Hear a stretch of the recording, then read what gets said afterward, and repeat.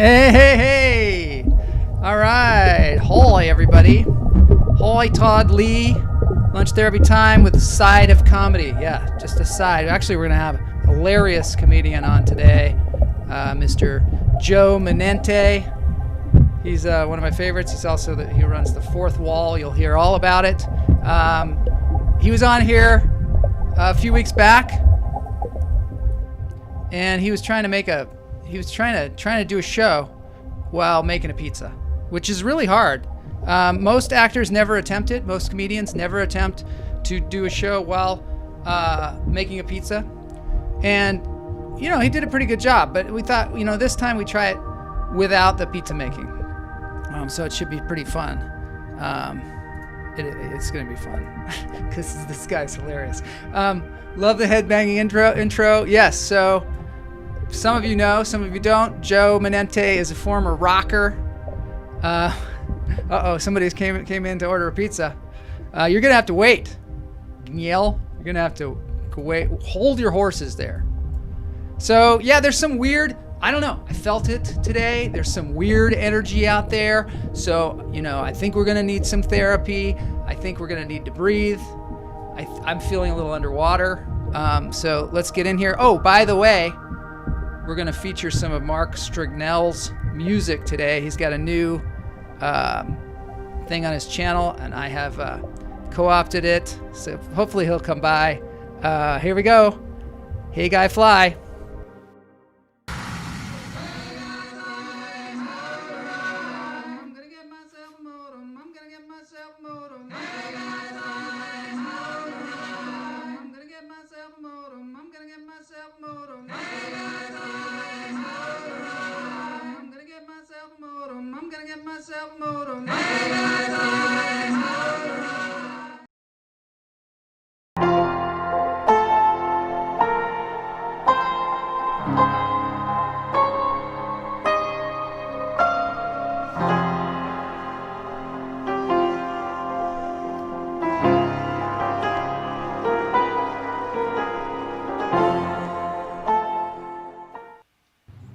Once again, I have a beautiful, picturesque video of a hummingbird in the palm of his hand, essentially. Guignel is becoming such a hummingbird leader in the hummingbird community that he can now palm a hummingbird. I mean, it's a feat, because they have to trust you. And this beautiful hummingbird, which looks like it's got a purple head, is no exception. I don't know. I like to say it's no exception. I don't know what that means. I don't know if that actually worked. But let's get into the breathing. Here we are. There's a giant multicolored fish here. Yesterday, Monday, Moin Day, as we like to say here. Love how it's always sunny at Guignel's house. Yeah, isn't that weird?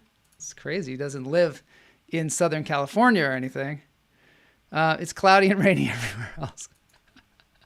Hummingbirds. Okay, so I learned something the other day from Rex. Palming your hummingbird. Is that a euphemism for something else? We used to actually, and this might be a euphemism as well, when we were younger, we liked to palm people's heads. And we used to, when like a reporter was on television, we used to like to try and go up behind them and palm their head, because then they'd be kind of stuck talking with someone palming their head. And of course, the objective is to make no sense. So, but this actually makes sense. Rex Sykes, he said, before we do the breathing, we should exhale first. And then Mulva, one of our viewers, also agreed. So we're going to try that today. We're going to breathe out, and then we're going to do our breath. So here we go. Out through the mouth and in through the nose.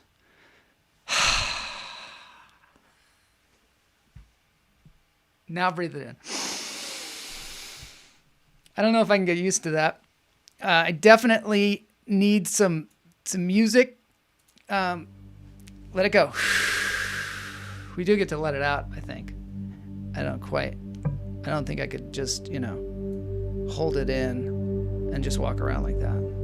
So this time we're going to go in through the nose, out through the toes, because that was too difficult. It's too high level for me. I am a beginning breather, even though I've been doing this for at least a year now.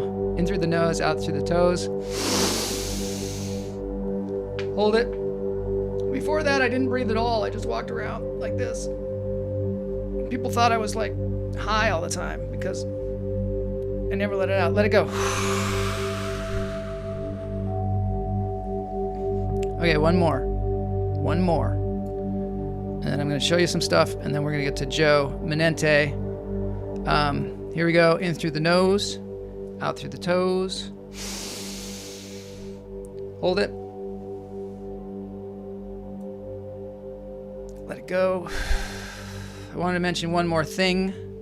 On this Friday, we're going to have a ride along on the show. It's like a laugh along. And it's going to be this guy, Kyle Helf. Kyle Helf is, of course, in Seth Word's show and tell. I was in his screening. It was called a Spooktacular because it was around Halloween. Kyle Helf is going to be here. He's just going to be here, just hanging out. He's got his music. He does looping. He's a comedian. And obviously, he's an incredible face dancer. I mean, I didn't teach this guy at all. And look at it. It's like, it's perfect. I mean, I can't fault that. Maybe Scott Amy could find some fault in it because he's another expert at it. But I mean, really, really some fine face dancing. Yes. Manente. Un Manente is coming. Let's just roll into the watch party now. Get out of the cosmos.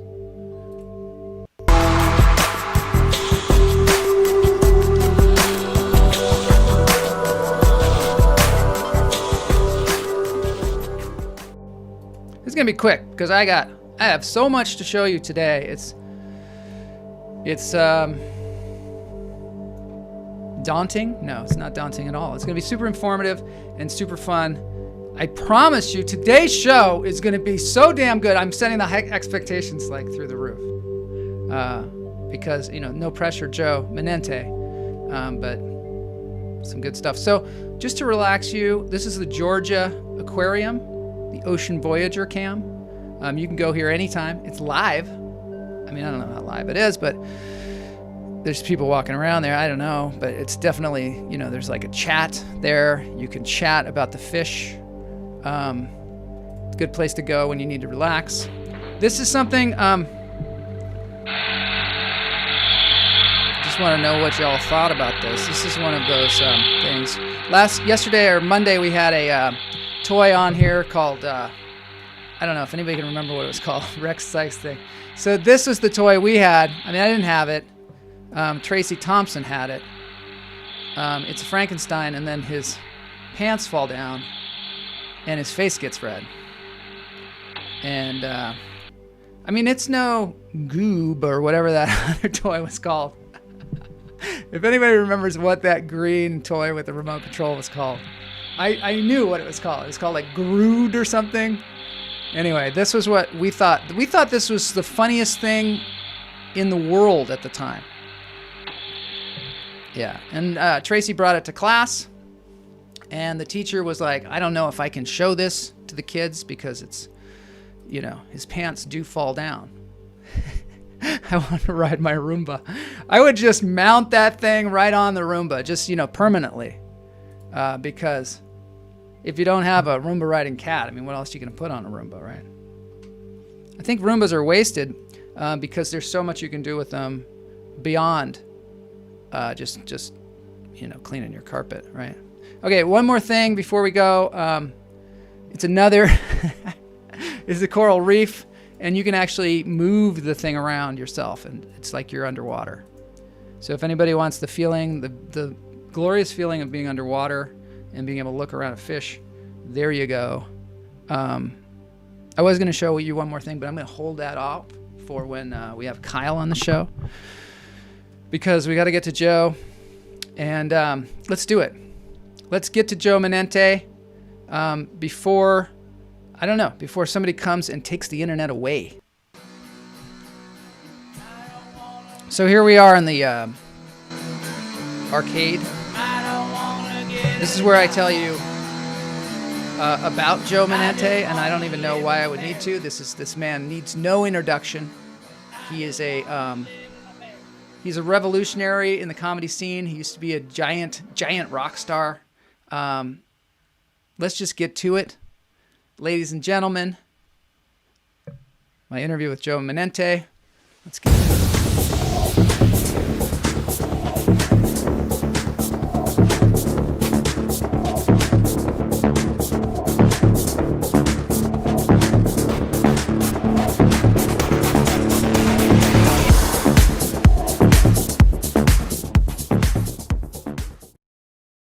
Hey, Joe. It's great to see you.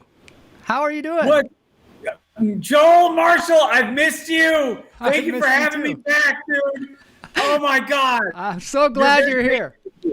Yeah, I'm very happy. I was going to say, Joe Manente, for those of you who don't know, I mean, a lot of people who come on my show talk about you because they're very grateful. No way. Yeah, they're very grateful for what you've done for the comedy scene in LA. Very, very grateful. Oh. And they always talk about how supportive you are and how what a great venue that you've created for people to work on their material, and then also how encouraging you are. And I mean, I second that, because one of the great things about Joe is the owner of the Fourth Wall franchise in Los Angeles and in the Valley here. And basically, from my experience of it, it's an open mic that's available all the time. There are 3 venues. There's one in Koreatown. There's one in Hollywood. There's one in the Valley. Joe can correct me after I do this little spiel. Yeah, so the Fourth Wall Cafe is the biggest one, and that's where he is right now. Yep. And it's so great to have you on the show, Joe. How are you? Likewise. I'm hanging in there, bro. Yeah. It's been a slow day at the cafe. Nothing but homeless people coming in. A guy paid for a soda with fake silver dollars. I didn't call him on it. I kind of felt bad. Nice. That's great. Yeah, but better than last week when my canopy tent out here blew down the street in a windstorm and like wrecked some guy's car. Oh no! And then that was it was one of those moments where it's like, oh, I'm just trying way too hard right now. You know what I mean? It's like, like I'm like a liability in my own company at this point. Yeah. You know, we can't do the mics. I don't know what to do with myself, you know? Yeah, I bet. You know, I wanted to find out how you even came about this idea of having open mics in Los Angeles. I mean, we've always had open mics, but they've been really difficult because you had to go to a place and you had to sit for like 3 hours, and sometimes you had to do, and they're still around like this, but sometimes you had to do like a lottery where you put your name in a hat and then they draw people's names, and it was just a waiting game, and usually you had to buy several alcoholic drinks, so you became an alcoholic in the process. Yeah. So how did you come up with this idea? Like what did you do? Well, you know, when I started coming up with it, it was like I was about 35 when it opened. And the reason was, I was starting to get more serious about stand-up. I had been doing it already for about 3 years. And I'm like, wow, if I really want to get like the proverbial 10,000 hours, like I can't go to the Ha-Ha or the places that you're talking about and wait 3 hours. I'll be 75 years old by the time I've gotten enough stage time. Yeah. So really it was just, I'm like, I'm going to build a place for myself to get the time I need in order to, that was the impetus. And so then after that, it took about 1.5 years to, grow in popularity. And then I decided to switch over to an hourly system because I could see, it just seemed to make sense. But it took a long time to figure that out. When you say 10,000 hours, you're talking about like Timothy Ferriss says that, this is where I heard it first, was Timothy Ferriss said that you have to spend 10,000 hours doing something before you can become like a master of it, or like the Beatles or something like that. And, and it goes through all those different things, like all these different people and how they became who they are. And it's only because they had some situation in life where they were able to spend a whole bunch of time, 10,000 hours doing whatever their profession is. Of course. And there's a lot of prereqs that go with that, like actually having fucking talent. You know what I mean? Like, I spent 10,000 hours playing music. It didn't fucking help me, and because you have to have actual fucking talent. You know what I mean? But anyway, but no. That was the basis of it. I mean, regardless of anything, I knew I at least had to get the time. So then that was my impetus to open up the first one. Yeah. Wow. And were you now? Okay, so this is what I know about you just from your stand-up, because Joe will host the show and he will do his time at the beginning of the show, and clearly he's put in a lot of hours. I don't know if it's 10,000, but he certainly put in a lot of hours doing stand-up comedy. And so from that, because comedy tends to be so personal, I have pieced together Joe's life, and I'm now going to relate it to you. Joe was a budding rock star. He was in a hair band. I don't know if you ever had the hair like I have, but you definitely had you were definitely like ripped. And last time you were on the show, we played a clip, and you're just like totally ripped out there, like being like Robert Plant. You were like Robert Plant, but maybe like a more punk, a more hair metal kind of version of it. And you were touring the country, but it was like really weird touring, like all the little small towns, and you'd open for people, and sometimes there'd be like a couple of people in the audience, and didn't exactly, you didn't become Poison, which I think was probably everybody's goal, is to become Poison. Exactly. No, I've met CC DeVille, but I wasn't able to realize that dream. That goal. No, just as a side note, I your hair is beautiful, Joel, and I've never had that kind of hair. In college, I went with that for a little while, but I wasn't able to, but that you got it, man. That's about right. Very unglamorous touring, a very hard edge band with like a lot of punk attitude, but we were more like metal, which is why we didn't make it. I mean, a big part of it is just because we were, really aggressive, really macho, and that's not where that's not where the big money is right now. You know what I mean? Like, we wrote music for people that like watch the WWE and are like, oh, I really like the intro music. You know what I mean? Like, that was our audience. The video we showed last time, you had one of those industrial staplers, and you were stapling things to your body. Were you actually doing that? Yeah. I've done that most of my career, which is just goes to show you I'm like really trying to distract from the music with the show, because it's just like the less emphasis on the music, the better. The more emphasis on spectacle, I felt was good for us, because the music was that shitty. Oh, come on now. But, There's no way it was that shitty. I remember the movie The Wrestler. Do you ever see The Wrestler? Most definitely. And I thought of that because I think they were doing that in the wrestling ring, stapling each other. Yeah, they were doing. Yeah, they did a lot of stuff like that in those days. I kind of adopted it. I wanted to be like Johnny Knoxville when I was in college. Did you? I mean, I was really. Oh yeah, I wanted to be like Steve-O and Johnny Knoxville and Pontius and Bam Margera. I was really like into all that stuff, And then so. But you went to theater school. You went to theater school, is that right? I did, yeah. At most Chico State. Am I right? You have a good memory, Joel. Yes, that is. I'm good, all right. I do my research, man. I've done like years of research on Joe Manente, just watching his stand-up. Got filing cabinets. Right. I have 3 questions that I ask people at the end of the interview. Oh yeah. So I went through. It's been a journey, but like I've been playing in bands, doing some version of comedy, ever since I was an adult. So yeah. So yeah. So when you decided I'm not going to be a rock star anymore, was it a segue into comedy, or did you just suddenly do something else for a while? I understand you were a teacher, a high school teacher. You had a moving company.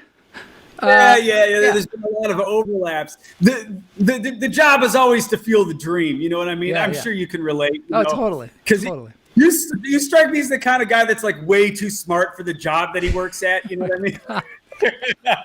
I hope so, man. I hope so. I'm going to change my background. This is my actual background. The cubicle. Exactly. Yeah, that's where I feel most at home. Oh, dude, that's hilarious. Yeah. Now, based on how you dress and what you look like and everything, it's just like, oh my God, I can't believe that you have to put your soul through that. I'm sure it's it's great for material. It's great for material. Right? Yeah, it is. But to answer your question, what was the fucking exact question again? The fucking question, Joe. Stay with me here, man, because I got to get back to my cubicle. The fucking question is, how'd you segue from rock and roll to stand up? Overlap. Dude, tons of overlaps. Yeah. In my early music career, I was a substitute teacher for the Los Angeles Unified School District.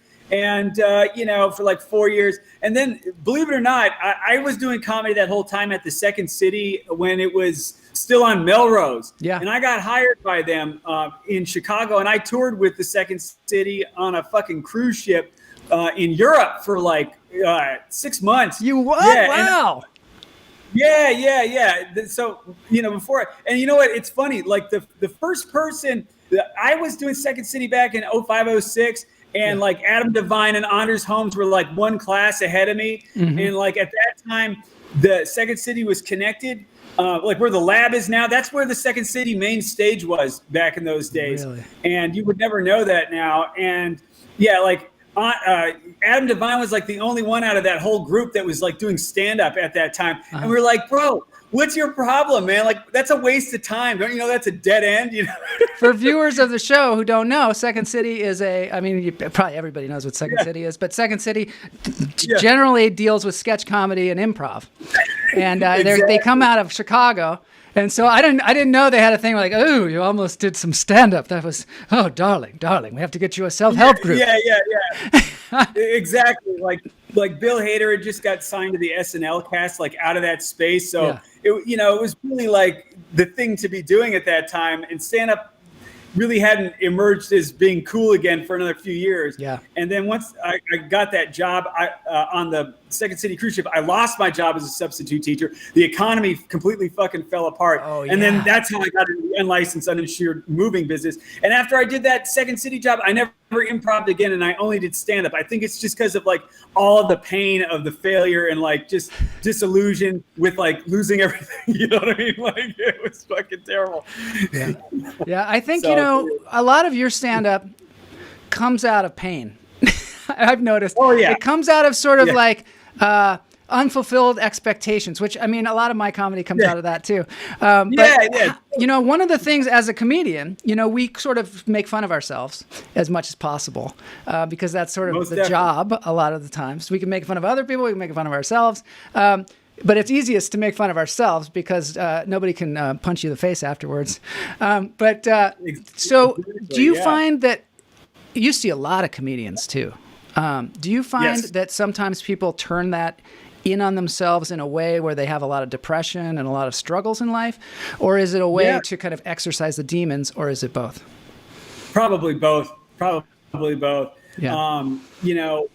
If they are doing really good work, if they're doing a really good job of just beating themselves up on stage, like really getting into the core issues, and they're killing with the material, it probably makes them feel really good. And it is an exercising of the demons. Yeah. But if it's just kind of like a half-hearted attempt, like, I'm not good at anything, and they're using it as an outlet to feel sorry for themselves, then it has the opposite. One of my favorite things that you do is when you talk about being a rock star, and you just kill it. Maybe on the show we can play like a clip from some of your stand-up comedy. I love that. Because, screaming from the top of the mountain, you're like whole thing.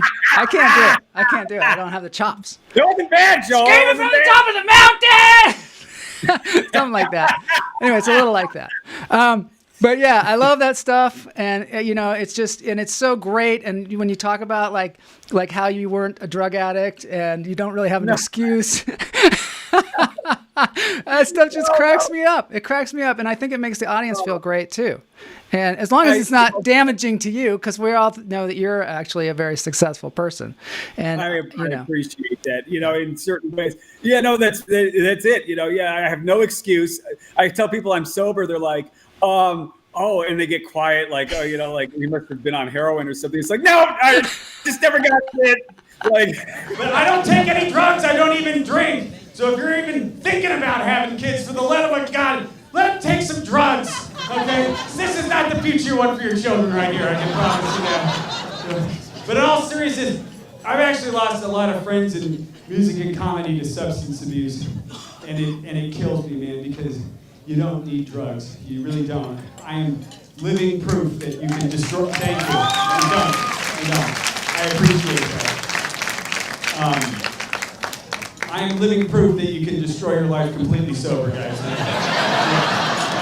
I'm not trying to brag. I've just never let drugs and alcohol come between me and failure, okay? It is mine, all right? I have achieved this on my own. No help from drugs. That's right. That's right. Yeah, no, I don't. I can fail all by myself. This is it. I know people are like, oh, yeah, right, man, you're 37, single, you still live with the roommate, you don't own any furniture, you must have taken something. I have taken fucking nothing, okay? Because excuses are for losers, guys, and I am not a loser, I'm a failure, and there's a difference, okay? That's what I'm talking about. Thank you, yeah. Like, this is as good as I can do. Like, this, all my failures are from my raw decision-making ability, you know what I mean? Well, do you think that, okay, here's a question for you. Do you think, you obviously have a lot of different interests. Yeah. Do you find that it's more difficult to be a successful person or a successful entertainer if you have a lot of different interests and a lot of different talents? No way. You have to, if you have the ability to focus, then it can only be an advantage. You know, if you don't have the self-discipline, then you'll be overwhelmed and you'll never really get good at anything. Yeah. But if you are genuinely good at a couple of different things, I don't see that it could be anything other than an advantage for sure. From watching so many comedians, what do you think helps comedians the most, as far as like building their routines? You know, is there something in building routines? Is there like a secret sauce that helps you get there a little bit faster? Oh, totally. You know, no secrets. You know what I mean? I think, but if you go back and look at anyone, you know, I've seen, oh God, where do I even start? I love that question, Joel, by the way. I mean, that is it's such an important thing. You have to let the audience know who you are immediately within 15 to 30 seconds. You know what I mean? It doesn't matter how good your abortion joke is.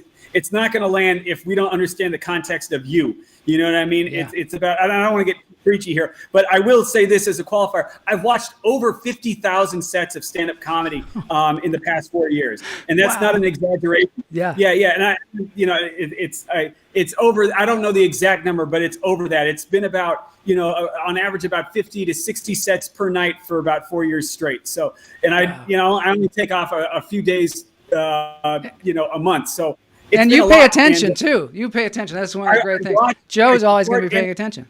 Yeah.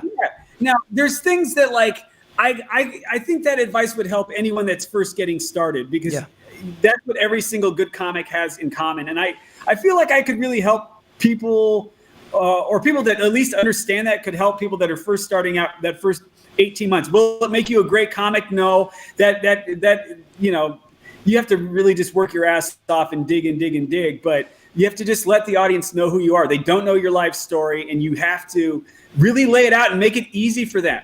And if, I have noticed that when somebody looks crazy on stage, it's because we don't know who they are. You know, exactly. Or they assume that we have the same reference that they have, and so we're like, but I think after you have to kind of learn to know yourself too, and how you're coming across, because sometimes people say, get up on the stage and say, well, obviously I'm obese, and you're like, well, you're not really obese, and then they do like a whole thing about how fat they are, and you're like, wow, that's not really how you're coming across, or whatever. Exactly. Yeah. And no. So there's a level of self-awareness. Now that's a hard one. Some people are never going to see themselves. You know what I mean? Yeah. And and so I guess if you're like really, really narcissistic, I notice people with that like personality, if they're like really far on the like narcissistic personality disorder spectrum, they never really see themselves and they can never really be funny. If you're like slave to an ideology that's like I don't know. I don't want to get too far into that. Yeah. You just need to know who you are and how you're coming off. Yeah, for sure. If you can get those two things out of the way, you can write a good 5 minutes. And then beyond that, it's kind of like how hard you want to work. How hard do you want to work? Yeah, yeah. So, do you find that people are afraid to repeat themselves at the fourth wall, and that repeating themselves is actually maybe a path to having a tight five? Yeah, well, people get in their heads about that. Everyone does to some degree. So that's another really good question. But I never discourage anyone from doing things over and over again. People think it's just like, well, you just want them to spend $5 more. It's like, well, yeah, I do. But at the same time, there's nothing wrong with repeating jokes. There is nothing wrong with it. All of us go in there sometimes and go, oh, these people, they saw me the other day doing the same stuff. I can't do it again. But you have to. Yeah. You have to. You have to, and just go. And that exists in your own head. If you own it, and if you just tell the audience that, and tell yourself that this is funny, and I'm gonna tell you why it's funny. This is it. Here it is. No apologies. You'll be fine. Yeah. And you have to overcome that in your own mind. And don't ask the audience for permission to do anything. Just fucking do it. You know what I mean? That would be another thing. Very easy to say that. Very hard to do it. But to overcome that voice in your mind that says, oh, what I'm saying is dumb, or they've heard this. It's just like, no, this is what I've got right now. I'm going to commit to it. Yeah. And I'm not going to ask for permission. I'm just going to give it to you. If you do that, you can really almost sell anything. You know what I mean? Very easy to say. One of the great things that you also provided there, and will, in the future, is the improv mic. Pull topics from a hat and you just have to riff. I mean, that is just such a gift, I think. When I started this show, Lunch Therapy, that was the premise I started with. Because I was like, what am I going to do? Because I was like, I don't know. You'll see if you ever watch the very first episode of Lunch Therapy, which is 176 episodes back. That's fucking awesome, Joel. You'll know that I was like about to do a show. I had to cancel because of COVID or whatever. And then I went out to my garage. I was like, how can I stream myself? Because I need some pressure, basically. So I started streaming on YouTube Live, and that was one of the first things that I was saying was like, okay, at this place called the Fourth Wall where I usually go, but I'm not going to be able to go there anymore. They do this thing where they pull things from a hat and people start to, because I just knew I was going to run out of material after a while. I had been so precious about my material and not putting it on the web and things like that, because you become kind of like, that's my stuff. But I was just like, let's just let it all hang out. And so initially I thought I'll just do improv and I'll have people give me topics and then I'll just kind of try and riff on them, and it's such a fun thing to do. Yeah, it's interactive, and it also sets up a different kind of expectation. Like, we know it's not something that you've thought about, so we're freer. We're not judging you in the same way we would like written jokes. You know what I mean? Yeah. But it doesn't make it any less easy because it's scary and you're taking a risk just to be out there. And by the way, Joel, that you've done 176, 77 episodes of this, it really shows, because like this is such a nice format, you know what I mean? Thanks. And I appreciate to be on it, just as a side note. Thank you. Because I've done a lot of podcasts, but this really stands out to me. I think it's really, really well put together. Thanks. I've let it kind of evolve as it went along, and so this is where we are now with it, and who knows where it's going later. Yeah, but that's what it takes. You know what I mean? You can't just do one a week or whatever. I mean, you got to get the people that I know that have like successful podcasts or like web channels or whatever, or vlogs and stuff. They say you don't even really know what you're doing until you've done at least 100 or something like that. Yeah. Like you can almost throw the first 100 out, and then like that. But you still have to do the first 100. You know what I mean? I know. So, I actually learned how to interview people by I did a podcast called Fat Free Film before this years ago. Yeah. When podcasts weren't a thing. People were like, well, I don't know what that is, and nobody had phones to listen to it. So that's where I learned how to interview. But I learned how to interview because it all comes about from what the person says, not from a list of questions that you have. You have to go in very curious, but you also have to listen to the other person, because otherwise it's not a conversation. It's not a conversation. No, and agreement is such an underrated thing, in my opinion. You know what I mean? Yeah. I'd much rather. I mean, there's always an emphasis to push for conflict in almost every aspect of media. Yeah. I would pay money to hear people just be like, hey, you're right. And you know what? It's a very yes and kind of improv thing, but it's like, I would rather listen to agreement than an argument. It's like, how far can we take an idea? You know what I mean? Yeah. Instead of listening to people fight over two disparaging things. And, I guess for emotion, that's like you're mining emotion and conflict. Oh, okay. You know, obviously it's marketable because that's what most shows are. But, you know, I would much rather listen to two people agree. It gives me a good feeling. And I like to listen to how far a single idea can be taken from it. Well, because we have to think beyond the surface thoughts that we're having. Yeah, we need to go deeper, and we also need to be wrong sometimes, and then also talk it through. You know what I mean? We have to be able to be wrong. This is one of the things in our society with the whole cancel culture and all this stuff is that people are getting canceled, but they have to be able to say, "Look, I'm sorry. I didn't realize this point of view was hurting people, and so I am going to, you know, find a new way and not do that again, or do my best to not do that again." We can't just cut people off all the time. I mean, certainly there are certain things that are like unforgivable, but for the most part, we have to be loving with one another and enable each other to fall down on their faces and maybe say the wrong thing and maybe accidentally hurt somebody, but be able to apologize and move on. And I think also that has to do with the improv that we were talking about, is that you have, you know, when we were pulling random topics from a hat, a lot of times when you first start doing it, people go, "Oh, I don't know anything about that." And then they move on. Everybody yells like, "Do something. What does it sound like? What does it sound like?" Exactly. And then you just go and you might find something really interesting just because you're trying to, you know, just trying to do it. You're just saying, "Yes, I'm going to try and I'm going to go. I'm going to do this," you know? Yeah.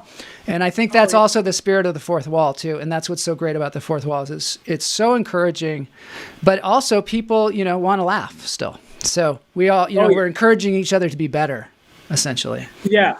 No, you know, when everything's working, that's what we're shooting for there. But you bring up a good point about forgiveness in the current like discourse. It's more of a, I guess the culture is becoming more woke or whatever. Yeah. And they have a set of morals or whatever that go along with it. And, you know, it's very righteous and good in a lot of ways, but there's not a lot of room for forgiveness. I've noticed that, you know what I mean? It's kind of like, you know, they'd rather cancel you than, you know, allow you to, you know, there is like even Ted Cruz, as creepy as he is with his Christian weird stuff, they forgive, you know what I mean? Like it's a nice outlet, but oh my God. Well, I don't want to go too far down that road, but it's true though. I mean, I think we just need to approach each other. And I think also, I mean, I don't want to get all into politics and everything, but all the divisiveness, I don't know how to say that, but all of that's going on in the world seems to be about, I'm right, you're wrong. And we need to stop worrying so much about being right and so much about other people being wrong, because otherwise we're not going to get past it. No, I know, dude. Oh my God. I have been wrong about almost everything this year. Like every prediction I've made for like how long lockdown, or we're going to go down this road, but like, I'm wrong a lot, bro. It's been like, you know, this life, if the lockdown has taught me one thing, it's that I fucking just, oh my God, I need to reevaluate the way I look at almost everything. But the thing is, you're so right about your trajectory and what you've done for people by taking a risk and doing what you're doing. And obviously, the risk, you have a lot of obstacles in your way at this particular moment, but there's so many people out there in the comedy community that are so grateful to you. And, you know, and I hear it every day. I hear it every day from comedians. Oh, man, I'm grateful to them, man, because it's a two-way street. You know what I mean? Yeah. Like, I appreciate that people see it as a service, and it is a service I'm providing, but it comes at a cost, and it's a fair trade. You know? Yeah. And I'm trying almost every day to come up with ways to make it a more enjoyable experience for everybody. I mean, it's hard right now. Like we've got our outdoor mics going, you know, up in North Hollywood in the tent. Yeah. That's all I can really do right now. But when things get back to like a little bit more of normalcy, I've got, you know, some stuff in the works that will hopefully take exposure for people to the next level. And, you know, just, one of the things I want to say to you right now publicly is that if you want to use my venue, which is Lunch Therapy, to do any kind of comedy thing, like you could even have a day of Fourth Wall if you wanted to. You know, if you just put that in the hopper that you have this available to you if you want to do something. Well, Joel, thank you. Yeah. I will ruminate over that. Yeah, it's in the hopper, bro. Okay, good. I mean, even if it's like you like feed us, comedians every once in a while that you like, and you want us to showcase them on the show, we can totally do that. Or we could even do like a fourth wall, like showcase somebody's comedy if they wanted to. Or hell, we could do an improv mic. We could bring 3 comedians in, do an improv mic on, one of the days. Right now, I've moved my schedule to Monday, Wednesday, and Friday. So there are possibilities on Tuesday and Thursday if we want to do something completely different, Okay, I'm down for that. At a minimum, I can refer you some people that I think are interesting and would really enjoy this. At a minimum, and then beyond that, let me ruminate on that. I think that I haven't taken advantage of the possibilities of online stuff, and I'm kind of behind on that. And I'm not talking about Instagram. I'm talking about just taking certain functions of my current business model and putting it on, it's hard to figure out how to make it work on the computer because, I'm doing Zoom shows and I've even got something coming up that I'm hosting that's like a corporate event. But it's like you have to kind of modify your stand-up because you're not getting the same kind of feedback. It's a different kind of feedback. And it's like one part broadcasting. It's very interesting. Yeah. Yeah, like we've moved into the kind of broadcasting way. And also during the show, we have comments and we do have interaction with the audience. And I just always want to find new ways to interact with the audience and interact with the community. And, I can bring on people, as many as like 4 people onto the show at a time. It's just a matter of trying to wrangle the the group herding cats or whatever. What fucking excuse can people have right now? I guess some people are back to work and stuff. Are you working right now, Joe? What's going on? I'm working from home. I'm just I work for a law firm and I'm just cranking it out. I thank God I have a job like that. But my coworker is getting a little bit difficult. She's starting to kick the sand out of the litter box, and sometimes she meows the entire time I'm on the phone with a client. So really? Yeah, it's getting tough with the cats. Getting tough. Oh my God. Well, check this out. I was just thinking of you the other day. Triple pay, bro. Triple pay. All right. One of my bits.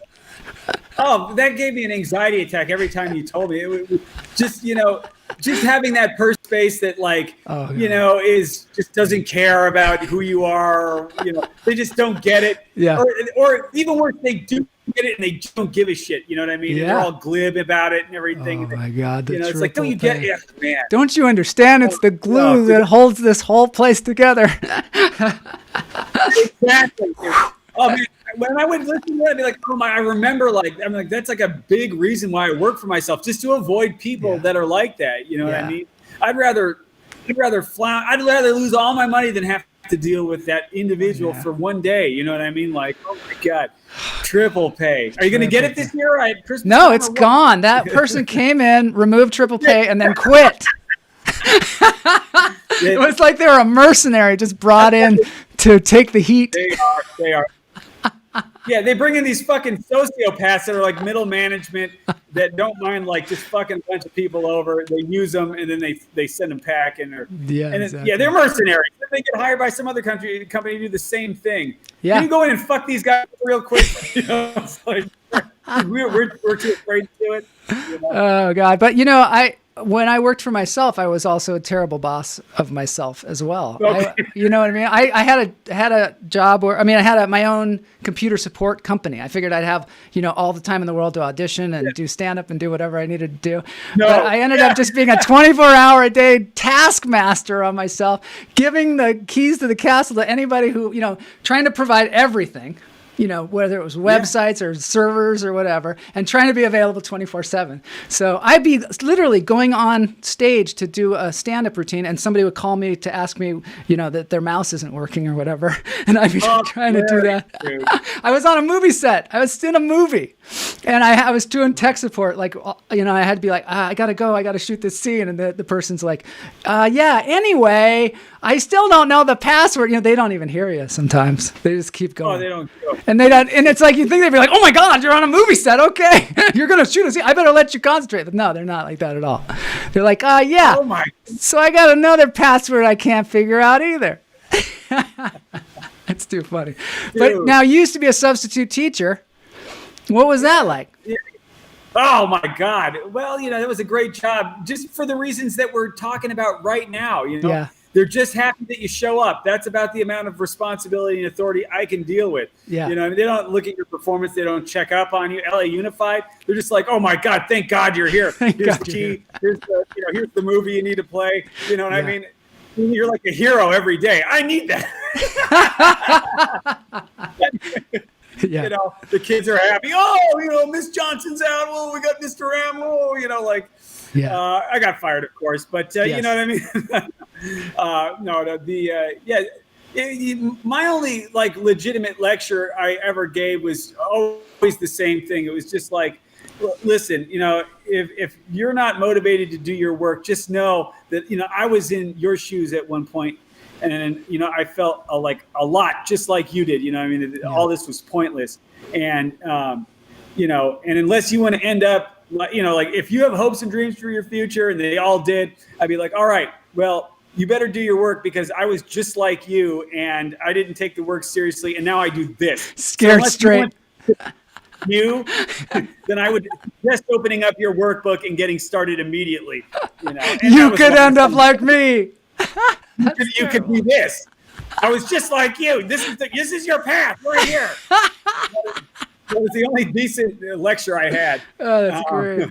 We used to make fun of our substitute teachers so ruthlessly that I have such bad karma. I could never be a substitute teacher because I would just get destroyed by my karma alone. Oh, dude.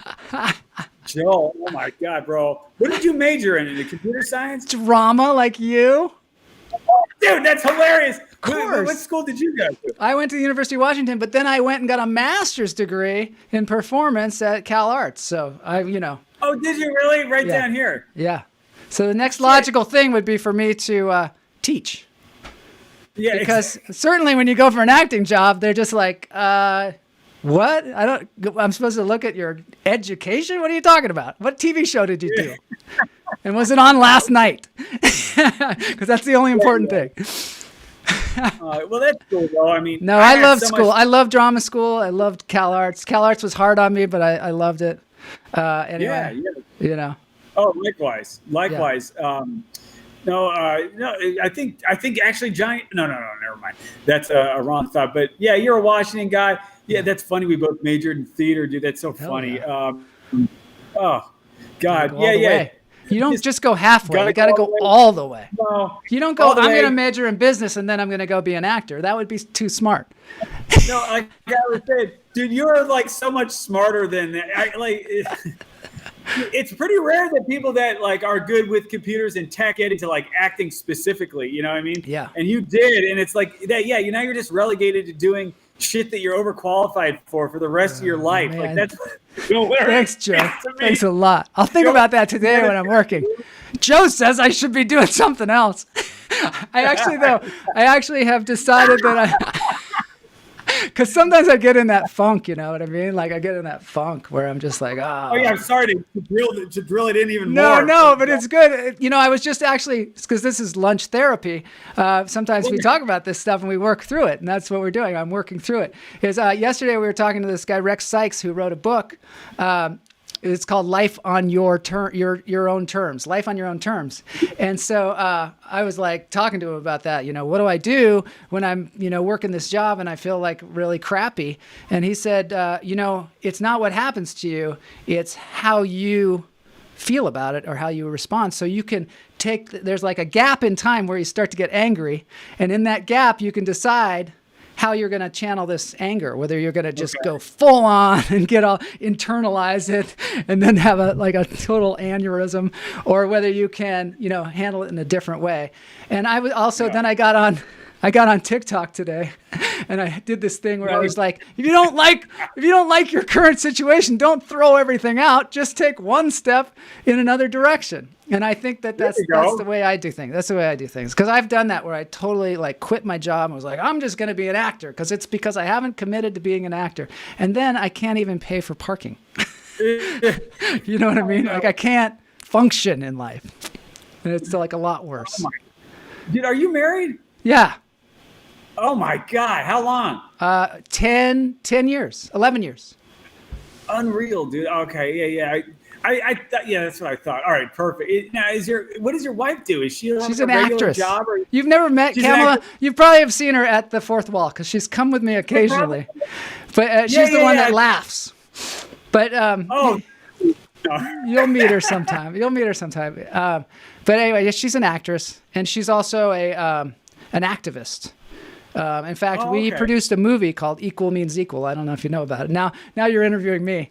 That was about the Equal Rights Amendment, and it's actually made a lot of traction because women now, the Equal Rights Amendment, which is putting women in the Constitution to have equal rights, has actually been ratified now through a lot of the things that my wife has done.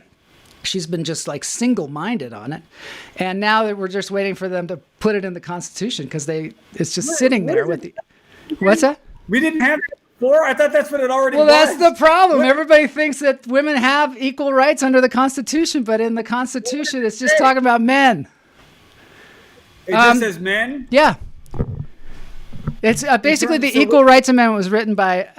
I'll tell you about this. Was written by Alice Paul in the early 1900s.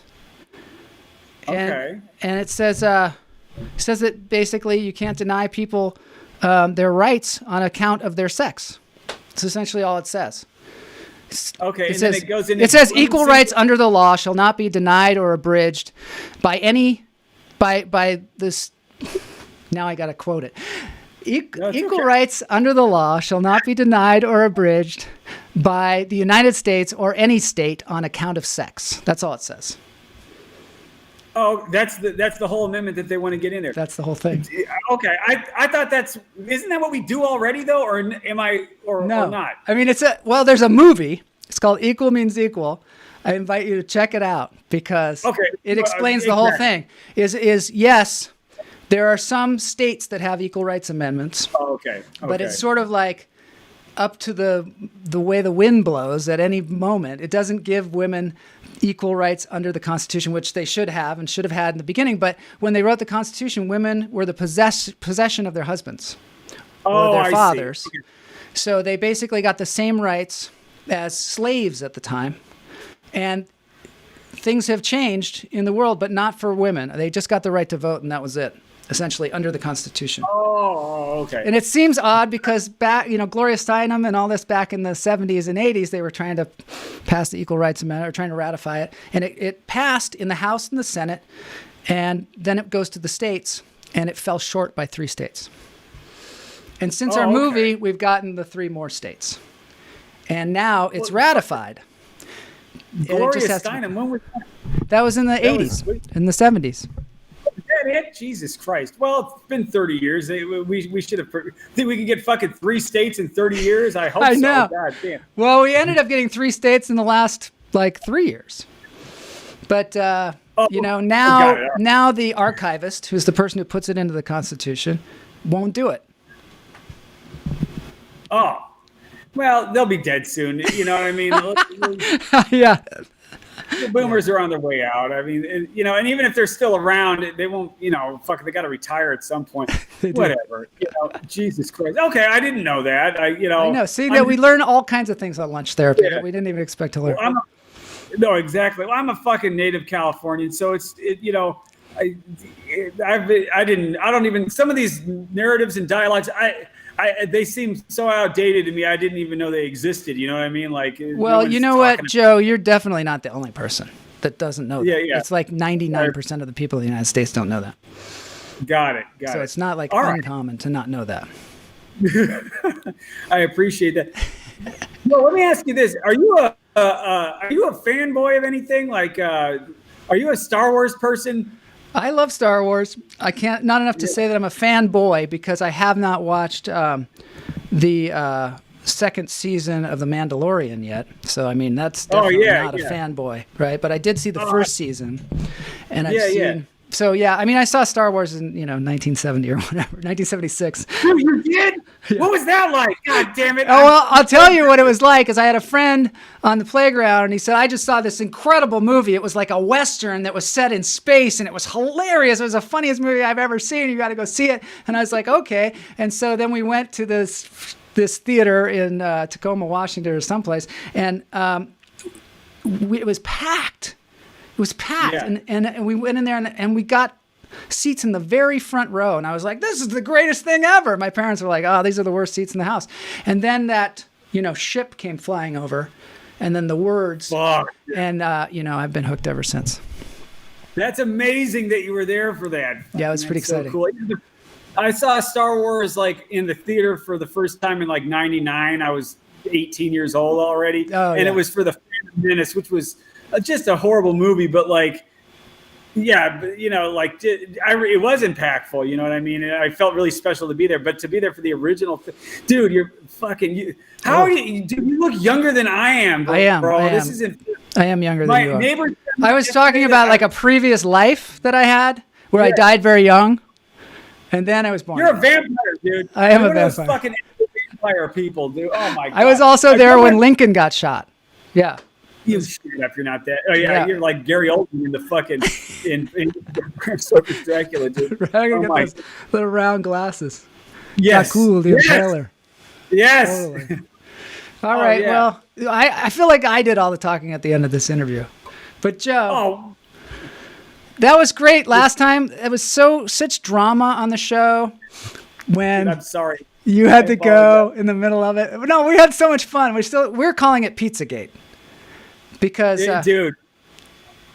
That is the busiest day of business I've had since I opened and since. I don't think anyone's even come here since that day. I was almost like, if I'm doing lunch therapy today, maybe I should stay open and then 17 people will come in. yeah, You know right. what I mean? You should do it every day. You'll get tons of business. I know. Like, I really need to focus on this for 1 hour. And it's just like, That's always what happens. all this roll in, That's so why I always say this about certain things. And I wanted to ask you something. I do want to Yeah. ask you something. This just jogged my memory because I always say if something's really important to you, put a moat around it. You know? Like really just put a moat around it because things are going to come in and try and destroy that thing, whatever it is. I first came up with this when I was started working out again. I was like, this is when I work Nice. out. I put a moat around it. Nobody's going to come in here. So this is my question. How do you stay so fit? Have you been fit your entire life or what the hell's going on over there? What a nice question that is. Yeah, most definitely. It's just been a priority for me. I like to look good. You know what I mean? It's more of a self-esteem thing. I don't feel like it helps get me more girls or anything like that. But How could you maybe possibly in a have way- more girls? How could you have more girls? I know exactly. I mean, Exactly. it's nearly you don't have enough time in impossible. the I day, mean, really. No, not even. No, fitness is important to me. It's just, how do I do it now? My routine is I work out every single day. You know what I mean? It doesn't have to be a gut wrenching like killer workout. I do some form of exercise every day.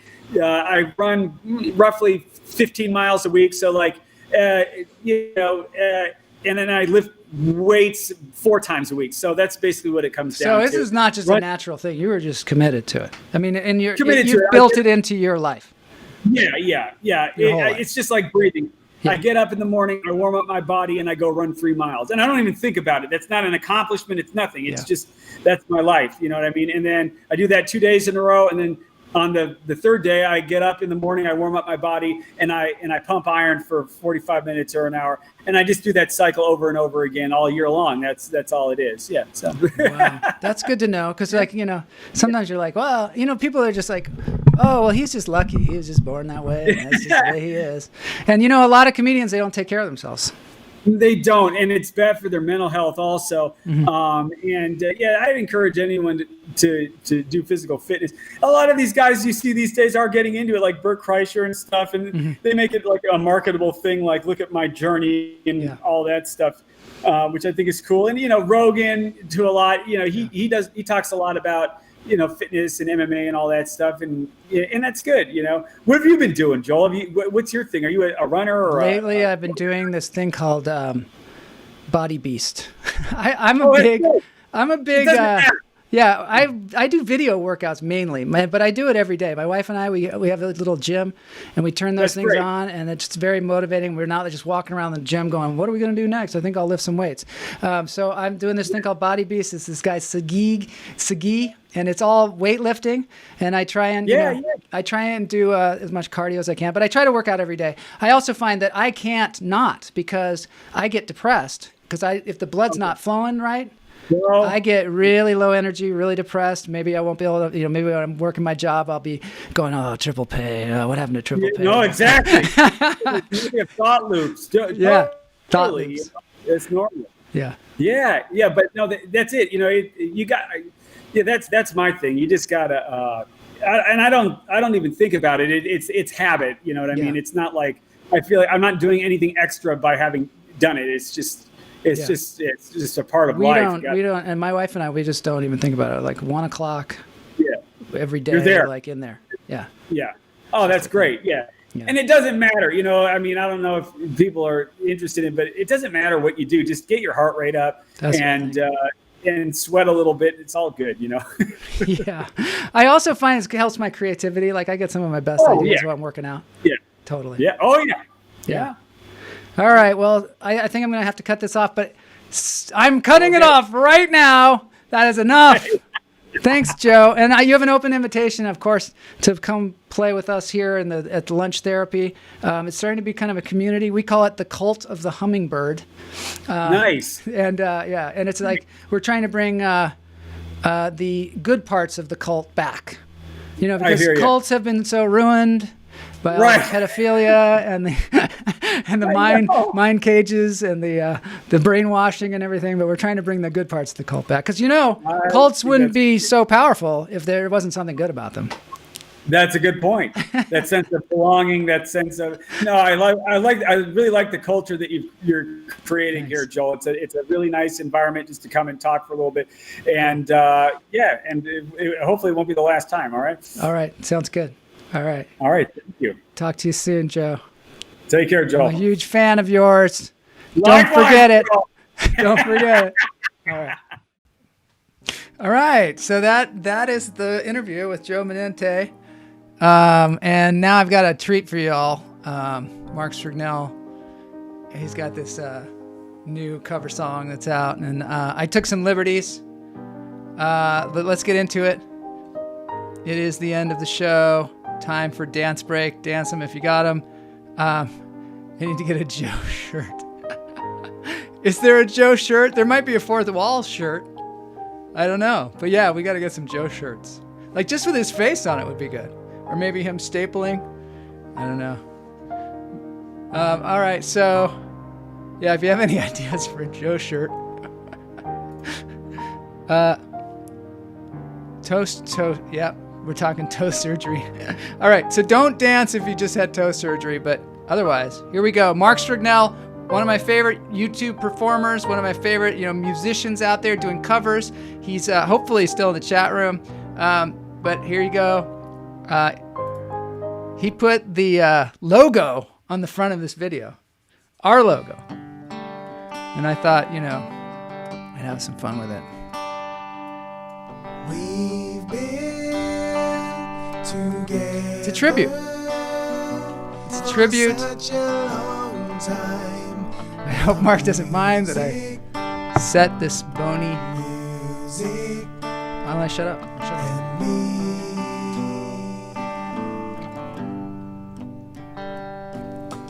Don't care whether all our songs are rhyme. Now music and me.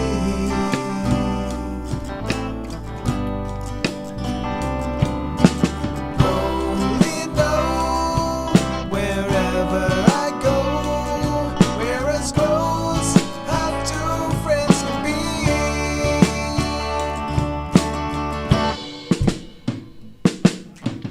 There have been others, but never two lovers like music.